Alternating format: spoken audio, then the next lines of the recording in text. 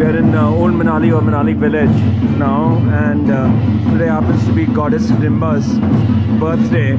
So her palanquin is being carried from what is called a Bhandar all the way to Hadimba Temple at the moment.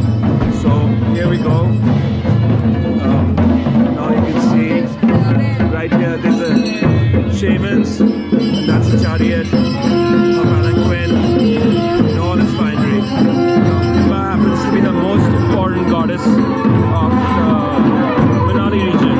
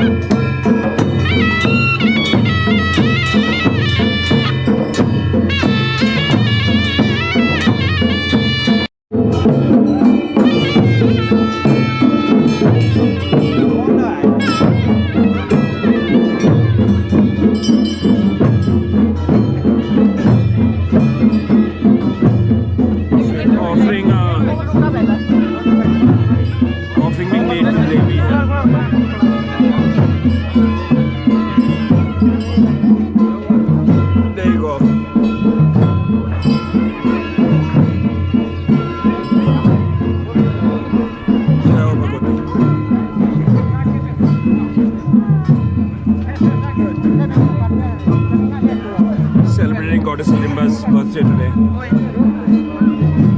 फूल दे रहे हैं आपको। हाँ जी, ये हैं रघु जी। ये देवी के कारदार हैं जिनको बोलते हैं करता धुरता और केयर टेकर। तो आप थोड़ा एक्सप्लेन करेंगे जी आज क्या हो रहा है यहाँ पे? आज माता हिडिम्बा का जन्मदिन है जी।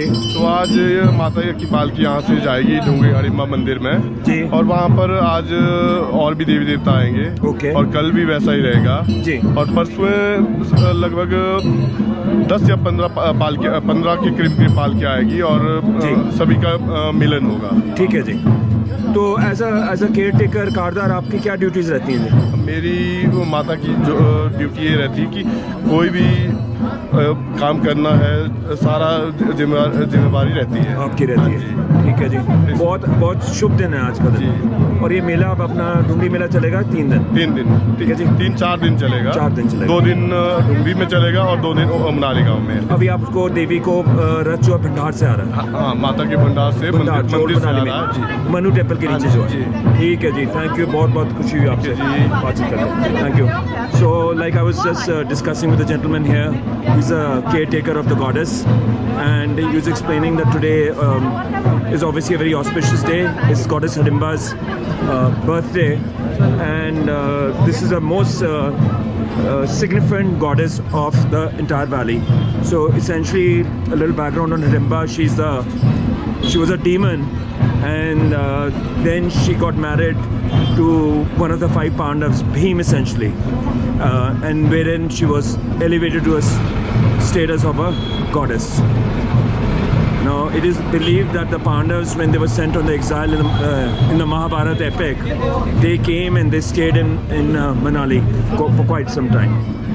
So this is how it goes, and now we will be accompanying the Palanquin all the way to Hadimba Temple. Again, like I said, she's the chief deity of this area, and in fact the Shera, which happens to be the biggest festival in the entire valley and one of the most significant festivals of the entire Himachal, even those celebrations are not complete until Hadimba actually gets there. So here we are. Old Manali has its own flavor, so just to give you a little idea of where we are now. So this is kind of, how should I put it, the Paharganj of Manali, if you will. That's it for now.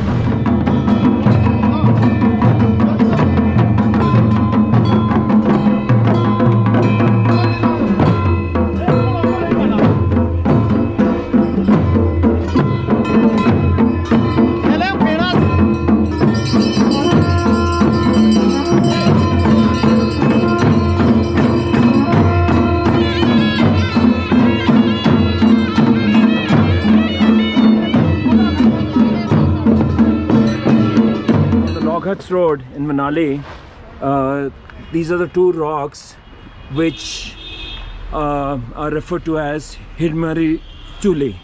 So that means essentially the kitchen of goddess Hadimba.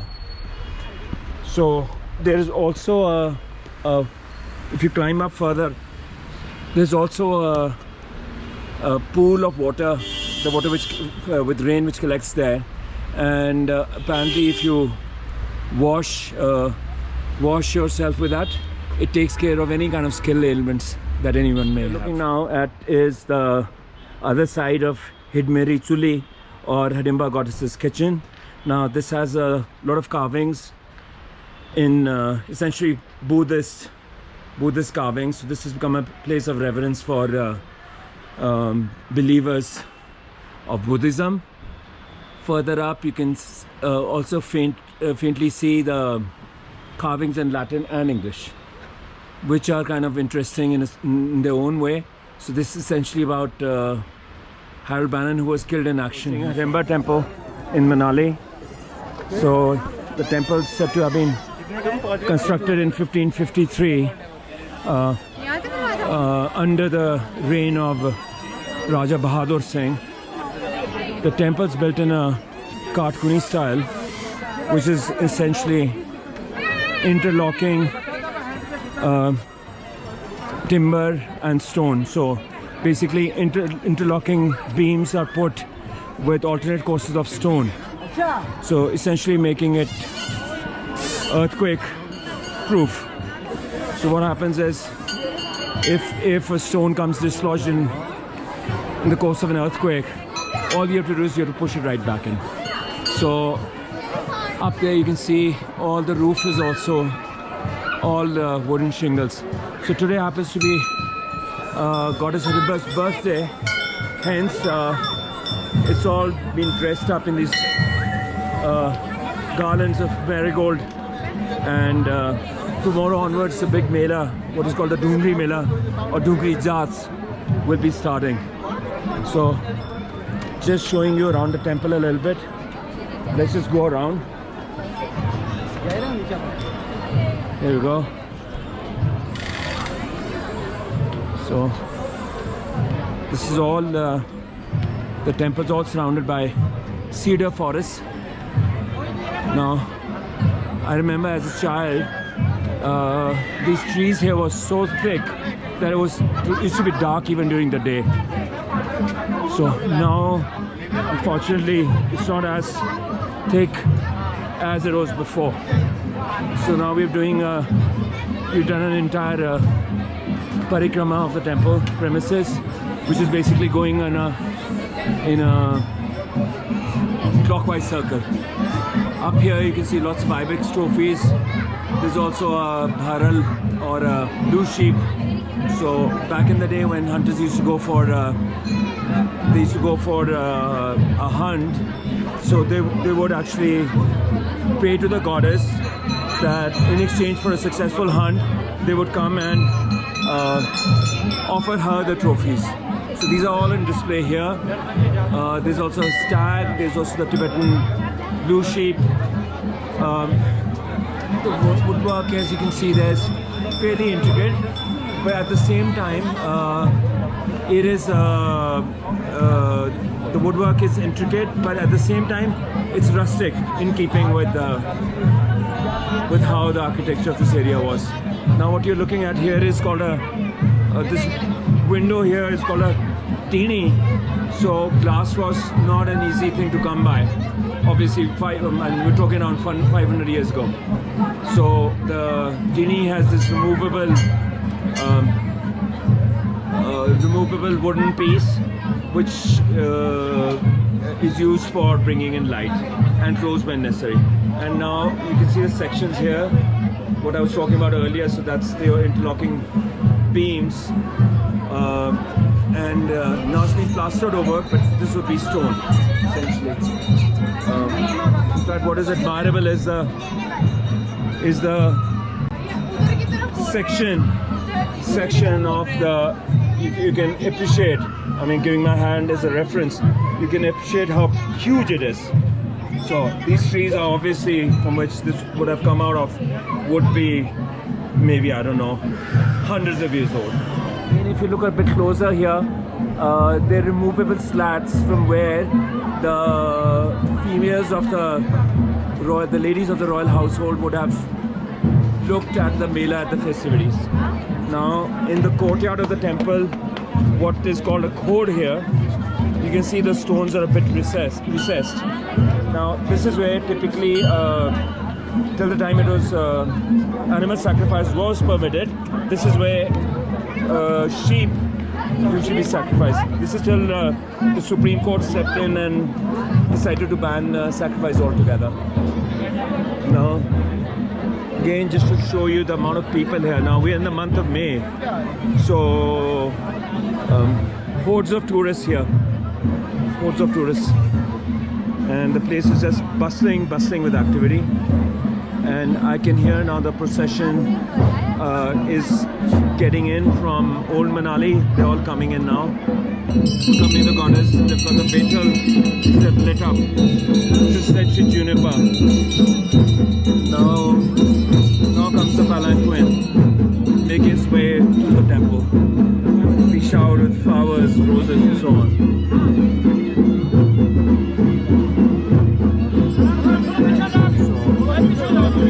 Goddess's birthday today.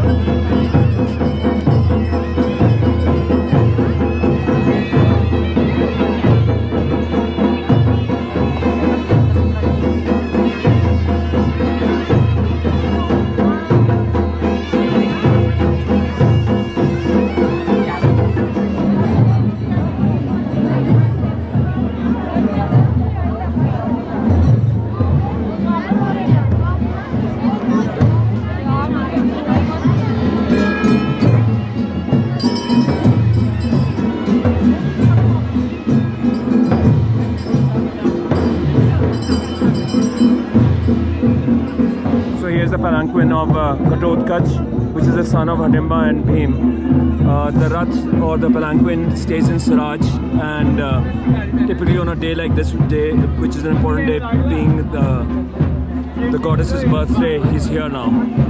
So one of those rare appearances that he makes here. Otherwise, within this area is a tree temple also, which is devoted to him. We'll have a look at it later on. This is a meeting between Goddess Hadimba and Ghatotkacha's son. Right now that's taking place. So both the Palanquins are together.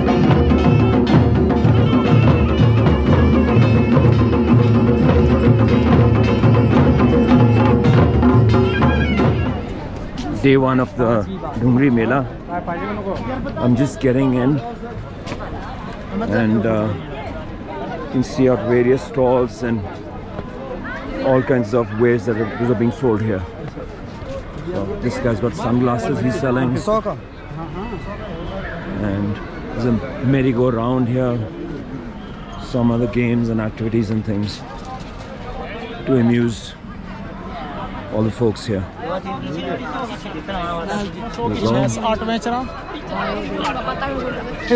Something happening here. Let's have a look. We're now back again in the Hadimba Temple, and this Dhungri Jaj normally takes place during the middle of May. So here apparently there's a Devi and a Devta who've gotten together. Let's have a look.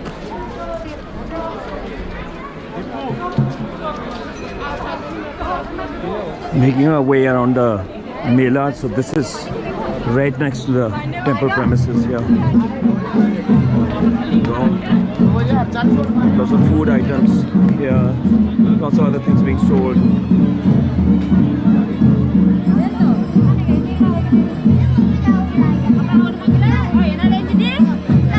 So the Dhungri Mela is really the single most important festival of this area.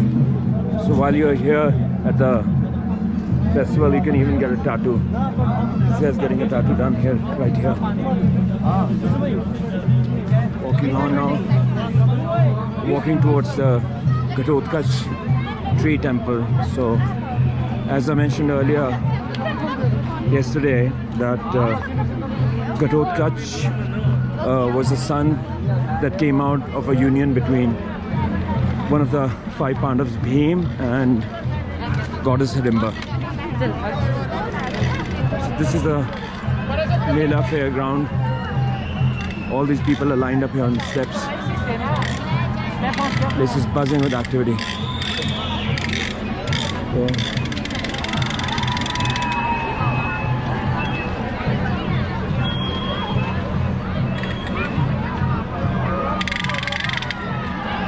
Man, that's a lot of people.